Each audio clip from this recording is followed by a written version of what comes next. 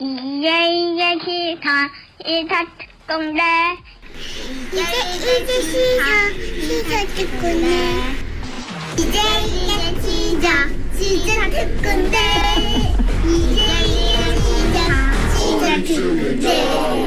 이제 이게 시사특공대를 듣고 계십니다. 8204대원 이재익 진행자, 목소리 톤을 조금 낮춰서 진행하면 점심 먹고 난 직장인들 한결 편하게 들을 텐데 너무 분잡한 것 같아 자꾸 채널을 돌리게 되네요. 참고사항입니다. 미안합니다라고 했는데 미안할 게 뭐가 있습니까? 이런 조언 또 잘 되라고 하시는 말씀이니까 4번을 좀 차분하게 시작을 해보겠습니다. 그리고 분잡하다라는 잘 쓰지 않는 이 표현을 썼기 때문에 함께 공부해 보겠습니다. 분잡하다. 많은 사람이 북적거려 시끄럽고 어수선하다 라는 뜻입니다. 분잡하다. 8204님 조언 감사드리고요. 차분하게 진행해 보겠습니다. 잠깐이라도 커피 쿠폰 드릴게요. 8204님께 커피 쿠폰. 이게 분잡하게 이펙트가 들어가면 어떡합니까? 분잡하게 하지 말라고 그래. 자, 그리고 영어로 톡이 왔습니다. 이분이 보니까 오겹이라는 우리 시사특공대 애청자의 남편분이 직접 영어로 쓴 것 같아요. 사진을 보내주셨는데 외국인이네요. Mr. Lee, I wanted to tell you that my wife and I listen to you during our lunch every day. I work on Camp Humphreys but now work from home often due to coronavirus. 잭디 나는 점심 먹으면서 와이프랑 같이 당신 방송을 듣고 있어요. 저는 캠프 험프리에서 일을 하는데 요즘 코로나 바이러스 때문에 집에 종종 있습니다. The good news is that we get to share our time together during your show. 좋은 뉴스는 덕분에 당신의 그 쇼를 당신 프로그램을 들으면서 우리 아내랑 같이 시간을 많이 보낼 수 있다는 거. It often make us laugh and inspire our conversation. 우리를 자꾸 웃겨주고 그리고 우리 대화하는 도중에 자꾸 얘기거리를 준다. Thank you so much. Please stay healthy and happy and have a Merry Christmas라고 해주셨습니다. 우리 이름을 안 적으셨는데 우리 캠프 험프리스 일하는 이분께도 해피 뉴 이어 앤 메리 크리스마스. 한지우대원 잭디 저도 10년 언어봉사했다고 로열 상패가 왔어요. 오늘은 저도 잭디에게 따뜻한 커피 받고 싶어요 라고 했습니다. 우리 아르바이트 하러 떠난 한지우 대원께도 당연히 카페 좋습니다. 4번은 이렇게 가는 거예요. 0607님 잭디 우리 아이가 6살인데 언어치료 받고 있어요. 벌써 3년째라고 하네요. 최근 갑자기 말 더듬이 시작됐는데 지적하는 것보다 모른 척하라는데 그게 힘드네요 라고 했습니다. 지치고 아이가 안쓰럽더라도 요즘 밉기도 하다. 빨리 안 나아지니까 밉기도 하다. 그리고 요즘 마음이 많이 힘들다라고 했습니다. 이거 아이 이제 6살이잖아요. 너무 어린 나이에요. 빨리 얘가 지금 마치 저처럼 막 말하고 막 청산 유수처럼 말하고 이런 거 바랄 그런 나이가 아니라 충분히 말도 더듬을 수 있고요. 뭐 글쓰기라든지 이런 것도 좀 늦어질 수 있는 그런 나이니까 편안하게 대해주세요. 아무 일 없다는 듯이. 아이가 내가 말을 더듬고 있다는 걸 적어도 엄마랑 같이 있을 때는 눈치조차 그 아이 본인이 채지 못할 것처럼 편안하게 해주는 게 좋습니다. 조금만 찾아보시면 어릴 때 심지어 6살이 아니라 한참 그 뒤까지도 말더듬이나 대인공포증이 있었던 분들이 나중에 엄청나게 사회활동 열심히 하고 행복한 삶을 누리는 예가 많이 있습니다. 어머니 걱정하지 마십시오. 광고 듣고 돌아와서 우리 돈 얘기 좀 해봅시다. 이제 이게 돈 특공대 광고. 안녕하세요, 이수근입니다. 앞뒤가 똑같은 전화번호, 앞뒤가 똑같은 전화번호 1577 1577 앞뒤가 똑같은 대리운전 1577 앞뒤가 똑같은 번호 1577 대리운전 1577. 우리의 환기 방법은 올바릅니까? 창문을 열지 않고도 신선한 공기를 맞이하는지, 삶의 공간을 건강하게 만들어주는지, 우리의 건강은 올바른 환기 방법에서 시작합니다. 올바른 환기 가전 힘패. 환기 가전 힘패. 봉담 IC의 광역교통, 단지역 학교와 중앙공원, 1400세대 브랜드 대단지 프리미엄까지 봉담 2지구의 중심 힐스테이트에서 더 특별하게 누립니다. 힐스테이트 봉담 공공지원 민간 임대주택 12월 오픈 예정. 1811-1314 현대건설. 원할머니 오셨다. 원할머니 보쌈 자기소개하기 수육 따끈따끈 김치 아삭아삭 보온 이중용기 빠르게 배달 빨리 마지막 한 점까지 따뜻하게 완성. 배달도 원할머니 보쌈. 핸드폰을 오래 봐서 그런가 목이 왜 이렇지? 운전만 오래 하면 목이 왜 이렇게 피곤하지? 모니터를 오래 봤더니 목이야. 하루 15분 돌리기만 하면 밀어주고 받쳐줘서 나쁜 목을 바른 목으로. 야, 이제 목 펴고 살겠네. 바른 목은 띠라렛 디닥넥. 스마트폰에서 디닥넥을 검색하세요. 재채기, 콧물, 코막힘 걸렸구나 생각되면 컨택 골드. 엄마, 저거 알아? 알지. 걸렸구나 생각되면. 어머. 재채기, 콧물, 코막힘 걸렸구나 생각되면 콘택골드. 유한양행. 매출을 어쩐다. 판촉물을 고려하라.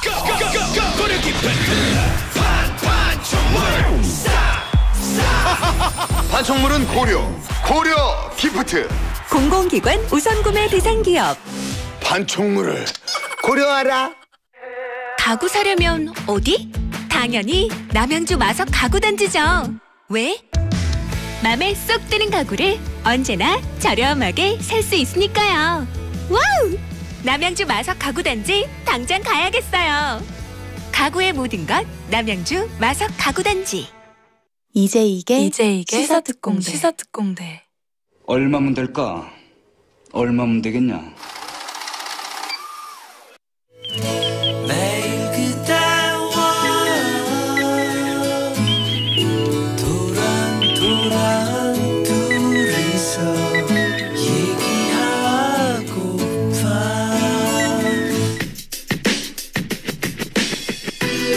평택의 매튜 피어스와 함께하는 특공대입니다. 시사특공대 수요일 4부 고란 기자와 함께 고란도란 경제 뉴스 살펴보는 시간입니다. 블록체인 미디어 조인디의 고란 기자 나와있습니다. 안녕하세요. 네, 안녕하세요. 오늘 갖고 온 뉴스들은 정말 실생활과 딱 붙어있는 그런 뉴스들이라서 저도 아주 유심히 보게 됩니다. 먼저 일단 들어보고 제 질문 하나 던지도록 하겠습니다. 금리 얘기부터 좀 전해주시죠. 네네. 주택대출금리가 올라간다는 좀 뜻밖의 뉴스가 있어요. 이게 미국은 제로금리고 그러게요. 우리도 역대급 최저금리다라고 하는데 사실 그 대출 금리가 기준 금리가 되는 게 있지만 어쨌든 시장에서 돈이 좀 남아 돌면 대출 금리가 싸지는 거고요. 이른바 이제 시장 금리라고 하는 거. 네. 시장에 좀 돈이 부족하면 대출 금리가 이제 뭐 올라가는 거잖아요.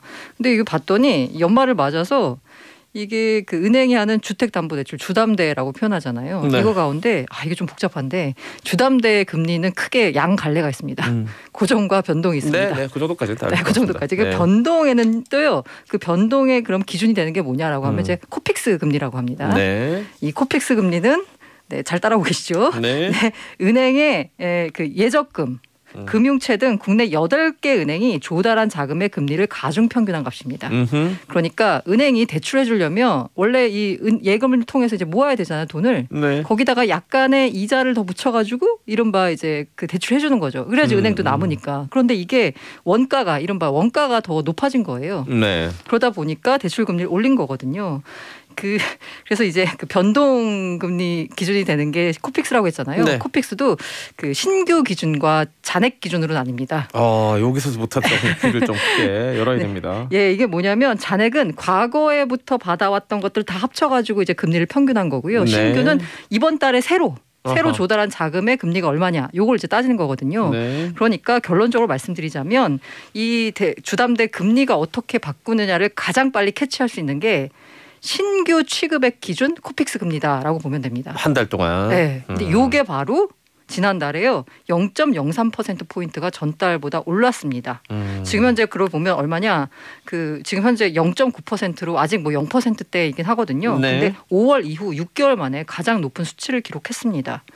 이 얘기는 뭐냐면 앞서 말씀드린 대로 원가, 은행이 이제 자금을 조달하는 원가가 올랐기 때문에 대출 금리도 올렸다는 거거든요. 네. 코픽스 금리가 오르면 여기에다가 가산 금리를 붙여서 나의 대출 금리가 되는 거잖아요. 그렇죠. 그러다 보니까 일단 기준이 올랐기 때문에 지금 국민은행을 비롯한 대부분의 코픽스를 기준으로 삼는 은행들이 다 금리를 올렸습니다. 그래서 국민은행 같은 경우는요, 보니까 오늘부터 이게 적용이 돼요. 이 주담대 상품의 금리가 연 2.79에서 가장 낮은 게 2.79고요. 높은 경우는 3.99%나 되는 겁니다. 오. 상당히 높죠. 3.99는 요즘 시대에 이런 주택담보금리가 있어? 그러니까 할 정도로 약간 이렇게 지금 현재 시중 금리가 지금 꿈틀꿈틀대고 있다는 겁니다. 의미 있는 뉴스네요. 그래서 이게 그 부동산 정보 공유 온라인 커뮤니티가 굉장히 활성화돼 있잖아요. 네. 몇몇 카페들 거기서 보면 주담대 변동금리가 더 올랐네요. 없는 사람만 힘들어졌어요. 대출 받아둔 대다수는 고생 시작이네요. 이렇게 유유하는 글들이 지금 넘쳐나고 있습니다. 이거를 어떤 대세의 전환이라고 봐야 될지 아니면 일시적인 건지는 지켜봐야 되겠죠. 그렇죠. 근데 이제 일단은 지금 현재 상황을 보자면 그 은행들이 뭐 이른바 그 자본 건전성 규제 네. 뭐 이렇게 해가지고 어쨌든 자기 자본보다 너무 많이 빌려주면 은행이 위험하잖아요. 그리고 이게 이른바 이제 대출 해줄 때 금융감독원에다가 금융감독당국에다가 연초에 이제 냅니다. 우리가 이렇게 대충 예상해 보니까 올해는 한 이 정도 대출 해줄 것 같아. 예를 들어서 뭐 1조라고 칠게요. 그냥 1조가 대출이 될 것 같아라고 목표를 이렇게 적어냅니다. 네. 그러면 이제 금융감독원이 그걸 봐요. 그래서 이게 보통 그 목표는 1조를 냈지만 뭐 상황에 따라서 1조를 조금 오버할 수도 있고 못 미칠 수도 있고 하잖아요. 보면. 네. 네. 그런데 이 올해 이 금융감독당국의 자세가 뭐냐면 입장이 뭐냐면 대출 총량을 강력하게 규제하겠다는 겁니다. 이게 왜 그러냐? 실은바 정부 입장에서 보기에는 대출이 너무 많이 나가고 있는 거예요. 게다가 대출이 나가가지고 이게 자꾸 부동산으로 가는 것 같아. 느낌적인 느낌으로. 이게 왜 그러냐면 일단 주택담보대출은 아까 금리가 올랐다라고 하지만 이미 규제가 강화되고 있어서요. 뭐 LTV니 DTI니 해가지고 예전에는 1억짜리 집이면 6천만 원 대출 받을 수 있었다면 지금은 그 대출이 이제 어려워지는 이런 상황이 된 거죠. 한도가 줄어들고 있는. 여기에다가 금리까지 올려버리니까 주택담보대출을 받을 수 있는 여력이 되는 사람도 예, 뭐 DTI나 LTV가 조금 더 낮아가지고 네. 또 약간 고개를 갸웃하게 되는 거죠. 게다가 이 부동산 그 규제로 해결이 안 되는 게 바로 신용대출이에요. 신용대출은 네, 네, 그야말로 신용으로 나가는 거잖아요. 그렇죠. 근데 정부가 보기에는 신용대출 받아가지고 자꾸 부동산으로 사는 것 같은 거예요. 뭐 영끌이라는 단어 안에 네. 포함되어 있듯이. 그리고 심지어는 이제 뭐 부동산으로 가거나 아니면 부동산 여력이 안 되면 주식을 사거나 네. 이건 당연히 다 빚내서 하는 거니까 위험한 거잖아요. 네. 정부 입장에서는 이걸 관리하고 싶은 겁니다. 특히 이제 신용대출 관련돼서는 그래서 그 지난달부터 계속 금융위원회나 금융감독원이 금융위원회가 이제 뭐 특정 조건을 만족시킬 경우에는 신용대출을 좀 하지 말아라라는 규제 방안을 내거나 예를 들면 신용대출 받아서 집 사면 2주 뒤에 해소한다 뭐 이런 방침을 내놨어요. 그러니까 이제 무슨 일이 벌어졌냐면 사람들이 이 시장이 더 빠른 게 규제보다 이렇게 규제할 거다라는 방침이 나오니까 규제하기 전에 더 받아야지. 진짜 늘었더라고요, 신용대출. 네. 그래서 몰려간 거예요. 그래서 신용대출이 지난달에만 분명히 정부는 죄겠다라고 했는데 4조 8천억이 늘었습니다. 오히려. 죄기 전에 네. 나부터 바꿔보자. 그러니까 이번 달 4일에 금융감독원이 은행의 여신 담당 임원들을 불렀어요. 왜 갑자기 이렇게 신용대출 조이라 그랬더니 왜 이렇게 또 늘어난 거야? 라면서 또 이렇게 한 소리를 했겠죠. 그러니까 이달부터 이제 10일까지를 보니까 줄긴 했습니다. 한 1,200억 정도가 줄긴 했어요. 하지만 어쨌든 지금까지 나간 것 및 사람들의 대출 수요는 여전하잖아요. 네. 그래서 아예 처음에는 그 방침이 뭐였냐면 신용대출을 받기 어렵게 하겠다. 네. 그래서 뭔가 한도를 줄이고 금리를 올리고 이런 식의 방법이었는데 이게 너무 이렇게 그 대출 총량이 목전까지 다다른 거의 뭐 목구멍까지 다다른 이 국민은행 같은 경우에는 아예 월요일부터 1억 원이 넘는 모든 가계 신용대출 그냥 안 해준다라고 해버린 거예요. 아예 안 해주는 거예요. 이건 뭐 조건이 뭐를 따지는 게 아니라요. 그냥 1억 원이 넘으면 안 해준다라는 건데 기존에 제가 6천만 원을 받았어요. 근데 뭔가 분위기가 심상치 않아. 그래서 더 받아야지라고 5천만 원을 신청했어요. 그럼 기존에 받았던 거 6천 있고 새로 신청 5천 있잖아요. 1천이네요. 더하면 1억이 넘잖아요. 네. 그럼 이거 안 해주는 거예요. 어허. 여기 신용대출에는 그 마이너스 통장도 포함이 됩니다. 이렇게 해서 국민은행은 아예 안 해준다 그랬고 신한은행은 한도를 축소했고요. 우리은행 같은 경우에는 그 은행들이 비대면 상품이 굉장히 강하고 있잖아요. 네네, 그래서 네네. 우리은행이 밀던 비대면 직장인 대출 상품이 있었어요. 근데 요거를 그냥 중단해 버렸습니다. 이런 식으로 지금 대출을 규제하고 나섰는데 이렇게 되니까 어려운 게 뭐냐면요. 물론 이렇게 뭔가 투자를 하려고 네. 내 자산을 불리기 위해서 돈을 빌리는 사람도 있지만 이 진짜 어려워서 빌리는 사람들도 있거든요. 그러게요. 특히 이제 신용대출 받는 사람들 가운데 이 자영업자인데 뭔가 지금 코로나 때문에 상황이 어려워져가지고 그냥 내가 개인 사장님 개인 대출 받아가지고 지금 어떻게든 꾸려가려는 분들이 있을 수도 있어요. 있을 수 있죠. 예. 근데 요거를 이제 금융당국 입장에서는 원칙적으로 이런 분들한테는 대출 해줘라라는 건데 은행 입장에서는 대출 총량도 맞춰야 되고 이 사람이 정말 그렇게 힘들어서 그러는 건지 아니면 또 뭔가 이렇게 뭐 영끌해서 투자하려고 하는지 알 길이 없잖아요. 직원 월급 준다고 돈을 빌렸는데 그 주식 투자하면 어떻게 해? 그거 알 길이 없잖아요. 수가 없으니까. 그러니까 은행 입장에서 그냥 일괄적으로 조이는 거고 금융당국은 이렇게 피해가 우려되니까 해주라는 건데 사실 현장에서는 그냥 안 해주는 상황이 펼쳐지고 있어서 진짜 돈 필요한 사람들이 돈을 못 빌린 상황이 펼쳐지지 않을까 우려가 되고 있습니다. 알겠습니다. 이런 우려하는 목소리를 우리 기자님 같은 분들이 전해주고 있으니까 당국자들이 이 대책도 반드시 마련해야 될 것 같습니다. 이거 뭐 까딱고개라고 그러잖아요. 깔딱깔딱하는 네. 분들이 지금 되게 많거든요. 그 빨리 당장 뭐 몇 천씩 필요한 분들이 많은데 뭐 1, 2억 같은 경우는 좀 사업 좀 크게 하신 분들한테 아무 돈도 안 낼 수도 있어요. 근데 그 1억 유료는 아예 안 되는데 이렇게 못 박아버리면 정말 갑자기 브레이크에 탁 걸릴 수도 있는 거죠. 돌아가든 융퉁이 신경을 좀 써서 가려서 꼭 필요한 사람들한테는 줘야 되지 않나 싶은 생각도 듭니다. 자, 이거 주변에서 얘기가 많이 들려요. 건강보험료 갑자기 뛰었는데 이거 뭐 왜 이러는 거냐고 깜짝 놀라는 분들이 주변에 많더라고요.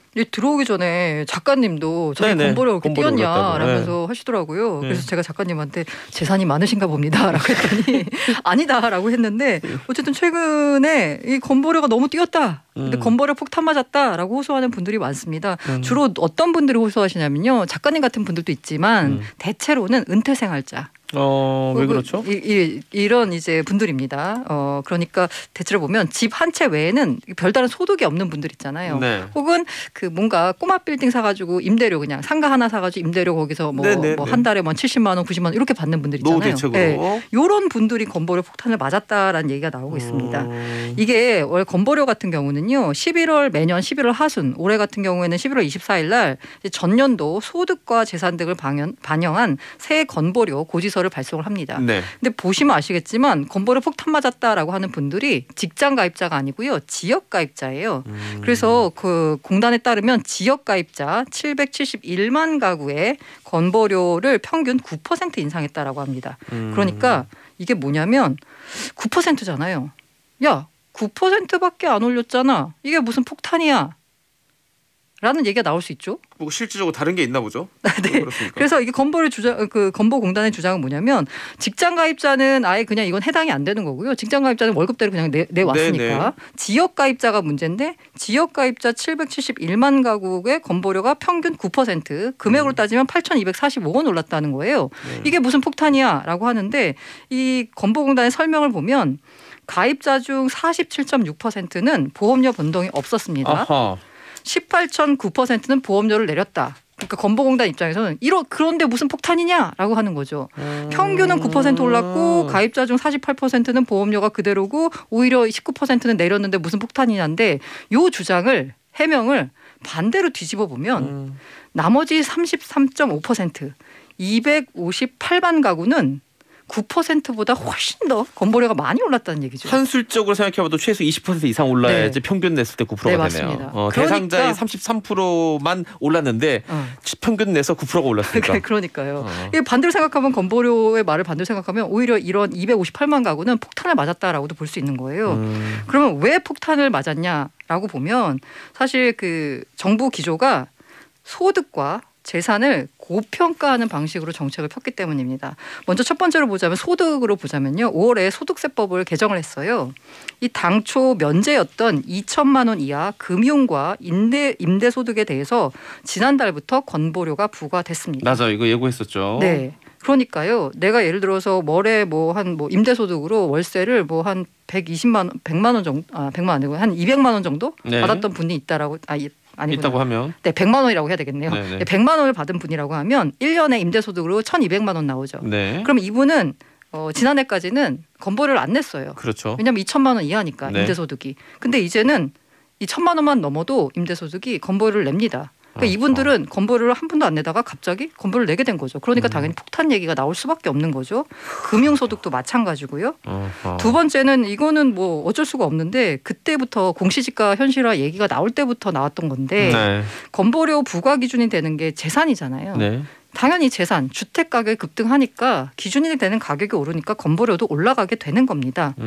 근데 여기서 이제 결정적으로 뭐냐면 집값이 올라도 너무 많이 올랐어요. 여기다 공시지가도 너무 많이 올라다 보니까 이게 소득이 1,000만 원을 초과하고 보유주택 공시가격이 9억 원 초과 이렇게 되잖아요. 네. 그러니까 내가 소득이 뭐 알바를 해가지고 한 달에 뭐 100만 원씩 벌고 그다음에 내가 갖고 있는 주택이 공시가격이 9억 원이 넘는다라고 하면 그 과거에는 그 이제 아들 밑으로 들어갈 수 있었어요. 그러니까 피부양자가 될 수 있었죠. 그래서 네. 이제 건보를 안 내도 됐었거든요. 네.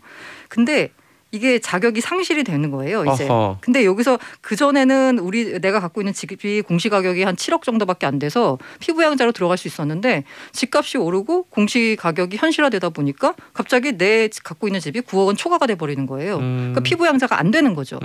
여기다가 일부 이제 뭐 이런 분들에 대해서는 뭐 말씀하신 분들이 아니 그 비싼 집 팔고 딴 데로 이사 가면 되는 거 아니냐라는 말씀들을 하시는데 네. 사실 그 송파나 강남 쪽에 오래된 집에 사시는 분들 있잖아요. 네네네. 그분들 같은 경우에는 별로 본인이 한 게 없는데 갑자기 집값이 공시가격이 그러게요. 15억 원을 초과하는 경우도 왕왕 생겼습니다. 이런 가구가 한 17,000가구 정도 된다고 하는데 공시가격이 만약 갖고 있는 주택의 공시가격이 15억 원을 넘잖아요. 그러면 소득이 0원이라도 피부양자 자격이 박탈이 됩니다. 그러니까 쉽게 말해 소득이 한 푼도 없어도 건보료를 내야 된다는 거예요. 공시가격이 15억이 넘으면. 그래서 뭐 언론에서 나온 어떤 이제 60대 할머니 같은 경우에는 야, 내가 언제 집값 올리라 그랬냐. 그리고 그러면 집을 팔고 딴 데 가시면 되지 않겠냐라고 했는데 이 할머니 입장에서 내가 여기 평생 살던 곳이고 갑자기 말이 내가 뭐 죄진 것도 아닌데 왜 이사 가야 되냐. 라고 이제 불만을 표시하시는 분이 계시죠. 지금 우리 청취자분들 중에서 많이 올라오는데 네. 유재규님도 전세가 계속 올라가지고 안 되겠다 싶어서 대출 받아가지고 이사를 갔는데 갑자기 이번에 건보료가 확 뛰었더라고요. 이게 말이 되나? 딱 요 케이스. 네, 맞습니다. 네요. 그런 분들이 몇 분 더 있습니다. 한현수님은 이제 지인분이 코로나 때문에 박살나가지고 자영업으로 실상 버는 거는 월 수입은 30밖에 안 되는데 이번에 건보료가 17 나왔다. 그게 왜 그러냐면 아까 그 자영업자로 이번 코로나 때문에 힘들어졌다라고 하잖아요. 근데 네. 건보료 부과 대준이 기준이 되는 소득은 직전 연도 소득이에요. 네. 그래서 오히려 소득은 줄었는데 건보료가 올랐다 이런 분들이 또 많이 나오는 거죠. 그래요. 우리 어르신들이 확실히 많네요. 사연을 보니까 문희선님도 저희 친정 부모님도 칠순 어르신인데 건보료가 100%씩 더 뛰었다. 네, 맞아요. 50만 원이 좀 안 나오는데 너무 많지 않습니까? 많아 보이네요. 혹시 이 정도면은 객관적으로도 이거 어떻게 정리가 가능합니까 문제가? 일단 원칙적으로는 지금 직장 가입자, 지역 가입자의 경우에는 소득과 재산, 근데 그 가운데서 재산의 비중이 커요. 그러니까 사실 건보료는 매달 나가는 비용이잖아요. 네. 재산은 일종의 이제 평가이기 때문에 고정 자산이에요. 그러니까 유동 자산이 없는 분들이잖아요. 네. 그러다 보니까 지역 가입자의 경우에도 소득 위주로 개편해야 된다. 개편해야 합니다. 그래서 정부도 개편해야 할 방침입니다. 근데 이게 너무 늦어요. 2022년에 돼서야지 이제 하겠다라고 하는 거거든요. 전문가들 사이에서는 야 빨리 해라 이런 혼란을 줄이려면 라는 얘기가 나오고 있고요. 그리고 사실 뭐 공시가격 현실화하고 주택가격 오르는 거는 뭐 어떻게 할 수가 없잖아요. 이거는 뭐 어떻게 할 수가 없는 문제인데 네. 어쨌든 빨리 이렇게 소득 중심을 개편하고 또 하나는 이제 개인 딴에서 건보료 폭탄을 안 맞으려면 제가 아까 금융소득이 2천만 원 초과할 때만 냈었는데 지금은 1,000만 원만 해도 내거든요. 네. 근데 은퇴하시는 분들 중에 이렇게 왜 맨날 이렇게 월급식으로 해가지고 다달이 받는 연금 같은 거 있잖아요. 네네네. 그래서 노후 준비한다고 연금을 이제 다달이 받는데 이게 연금을 다달이 받는 금액이 1,000만 원 넘어가고 이렇게 되면은 한 번에 이제 한꺼번에 1년으로 받는 걸 봤더니 1,000만 원이 넘어간다라고 하면 여기도 건보료 폭탄이 부과될 수 있거든요. 그러니까 내가 들었던 어떤 상품을 한 번에 타면 건보료를 많이 낼 수 있습니다. 네. 그러니까 이걸 잘게 쪼개가지고 오래 받게. 오래 받을 수 있도록 이제 상품을 이제 그렇게 구조를 설계해야 되는 거죠. 예를 들면 5년 동안 1년에 1,000만 원씩 2천만 원씩 나오는 게 있다면 그거를 한 10년 동안 불려가지고 1,000만 1,000만 밑으로 줄이는 게 필요하다는 거. 그건 이제 자기가 할 수 있겠네. 본인 개인 네네, 조정해가지고 맞습니다. 다 바꿔줍니까?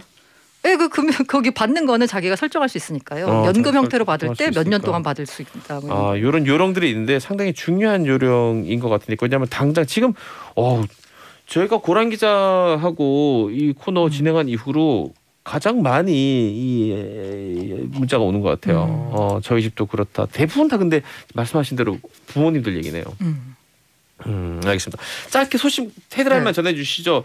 LG그룹의 계열 분리 이거 어떤 그 기시감을 느끼게 하는 뉴스인데 전해주시죠. 예, 화이트박스라는 헤지펀드가 야 LG그룹이 계열 분리하잖아요. 이른바 이제 LG그룹이 장자 상속 원칙이잖아요. 네. 그러니까 이제 그 장자가 물려받고 그 작은 아버지가 갖고 있는 지분은 일쪽에 이제 LG 쪽에다 넘기고 작은 아버지는 LG에 약간 보자면 비주력 계열사를 이제 떼갖고 이제 나가는 이런 식으로 이제 빠져주는 지배구조가 정리가 됐습니다. 근데 이 화이트박스가 아니 이거 왜 계열 분리를 이렇게 하는 거야? 그래서 문제 제기를 한 거죠. 이게 주주 이익을 높이는 방법이 아니라 오히려 주주 이익을 침해한다. 라고 해서 문제 제기를 한 거예요. 제가 이걸 보면서 들었던 생각이 뭐냐면 참고로 이 화이트박스라는 곳은 그 엘리엇이라고 많이 들어보셨잖아요. 네. 거기서 이제 매니징 총괄을 하던 사람이 나와서 차린 일종의 분점이라고 해야 될까요? 사람이더라고요. 네. 어쩐지. 네. 그런 그래서 약간 전략이 비슷합니다. 이런 행동주의 헤지펀드라고 하는데 이걸 보면서 이제 일부 이제 그 약간 경영계 쪽에서는 야 거봐라 이렇게 해외 자본이 와가지고 우리 지배구조 약간 흔들 수 있다. 게다가 상법 개정안 그때 말씀드렸잖아요. 이거 그 헤지펀드 자본들이 뭉쳐가지고 경영권 위협할 수도 있는데 이게 현실화된 거 아니냐라고 하는데 결론적으로 말씀드리자면 일단 화이트박스는 LG의 지분을 0.6%밖에 안 갖고 있어서 대세 지장 없습니다. 다만 여기서 우리가 생각해봐야 될 거는요. 저도 그렇고요. 당연히 장자 상속이니까 장자가 갖고 작은 아버지는 계열 분리해서 나가야지라고 너무 당연하게 생각하거든요. 그게 우리 어떤 편견이나 혹시 이게 당연한 게 아닌 거예요. 그러니까요. 합리적이지도 않아 보이고요. 알겠습니다. 고랑 기자님 여기까지 듣겠습니다. 고맙습니다. 네, 감사합니다. 이제 스타트 공대 오늘 작전 여기까지예요. 잭디는 12시에 돌아옵니다. 내일 봬요.